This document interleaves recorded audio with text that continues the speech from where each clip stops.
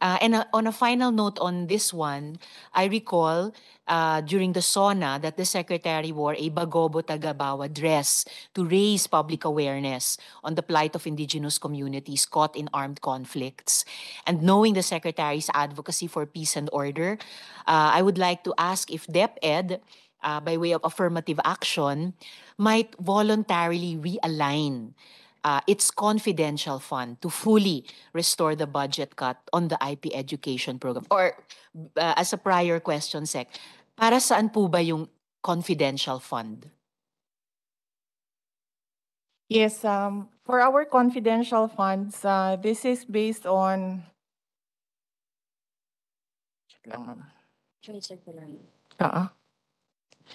the Joint Circular 2015-01 of the COA, DBM, DILG, Governance Commission, and the Department of National Defense. And the use for this confidential funds is expenses pertaining or related to surveillance activities in civilian government agencies that are intended to support the mandate or operations of the agency, particularly those listed in 4.8 of the joint circular. And that is the purchase of information necessary for the formulation and implementation of programs, activities, and projects relevant to the national security and peace and order, rental of transport vehicles related to confidential activities, rentals and incidental expenses related to the maintenance of safe houses, purchase or rental of supplies, materials, and equipment for confidential operations that cannot be done through regular procedure without compromising the information gathering activity concerned, payment of rewards to informers, non-employee of concerned government agency subject to the following conditions of A, B, and C, and uncover, prevent illegal activities that pose a clear and present danger to agency, personnel, property, or other facilities and resources under the agency protection done in coordination with appropriate law enforcement agencies other than that which may be authorized by the GAA. Some of the issues and challenges that we have encountered in our field operations are the drug involvement of our personnel and our learners. We already have a case where our teacher is selling drugs to our learners, and the all forms of abuses. We have physical abuse, we have sexual abuse, and other forms. And then there is also the recruitment in violent extremism and terrorism. We also have schools which are targeted for recruitment of learners in insurgency. We also have cases, and we are working right now on the involvement of our personnel and our learners in child pornography. We are currently working with this with the Department of Justice and other illegal activities that our learners are recruited inside our schools, as well as these scams of, that are happening online and inside our schools, both of which victimize learners and teachers. These are just examples of cases that we have encountered in field operations. Well, daghang salamat, Sec. I will return to my earlier question about realigning to restore fully the budget cut on the IP education program. But I do just feel the need, Madam Chair, to make of record na yung subject activities in the joint circular, parang mas bagay po, honestly, mas bagay pang confidential and intelligence funds for our existing national security, national defense, law enforcement, even women and children protection bodies, governmental bodies, and programs. So just for the record on that, Madam Chair. But I'll return also to my question, Sec, kung bilang affirmative action, kung voluntarily po i-realign ng department yung confidential fund para makumpleto ulit yung natanggal na budget cut sa IP education program.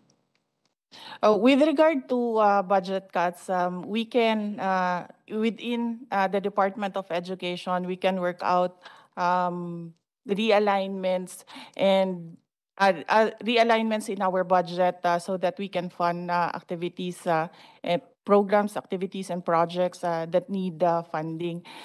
With regard to the confidential funds, this is a proposal that we submitted to Congress.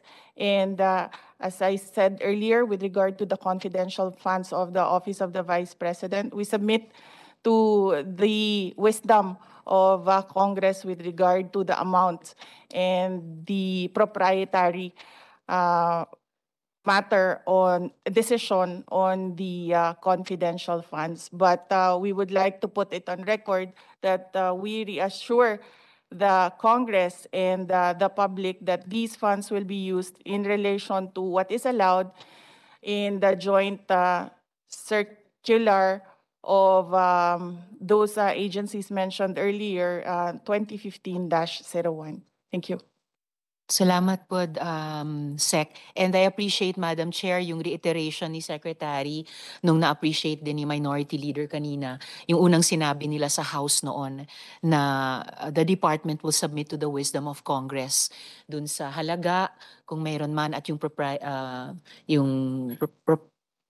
propriety ng pagkakaroon ng confidential and intelligence funds ng department for such activities enumerated in the joint circular. So if I still have time, Madam Chair, in this round? Okay, salamat, Madam Chair. Balikan ko lang po yung sa ECCD, if the Secretary would care to add dun sa sinagot ni Sir Isip earlier, from the higher and the broader perspective of the department bilang ang ECCD program or ang ECCD Council attached agency, kung ano yung assessment ni Secretary about the ECCD program and what we can expect from the department to improve the performance of the ECCD councils para ma-fulfill nila yung mandate nila. Right. Yes. We already, after his question and answer earlier, we talked to Director Isip, and we asked him what is the problem with their procurement, and he made us understand that the problem is that they don't have an executive director in their council right now because their previous ED was coterminous with the appointing authority from the previous administration, and there is a pending paper application from the same executive director that is lodged with the Office of the Vice President.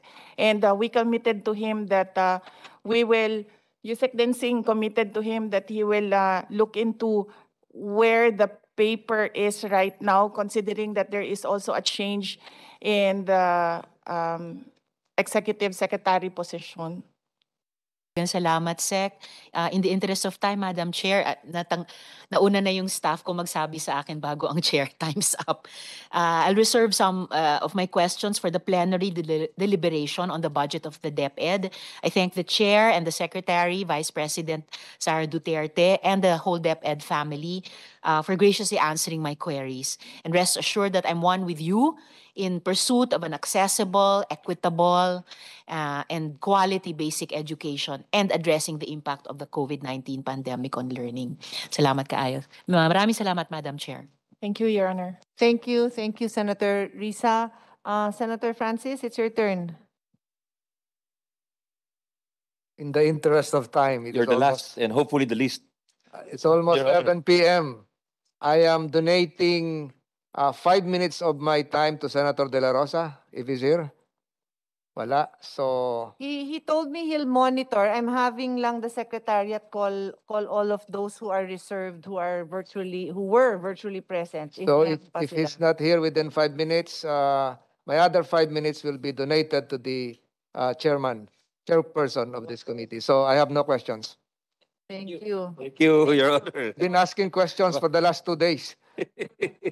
Madam Chair, may I also donate my time for the second round to the chair because I have full support for everything that they've said and more. They have much work to do, so I can easily ask them anyway, but I'm so excited with the National Reading Program, and we would be happy to help the Vice President with that program. So no more questions as Yeah. well.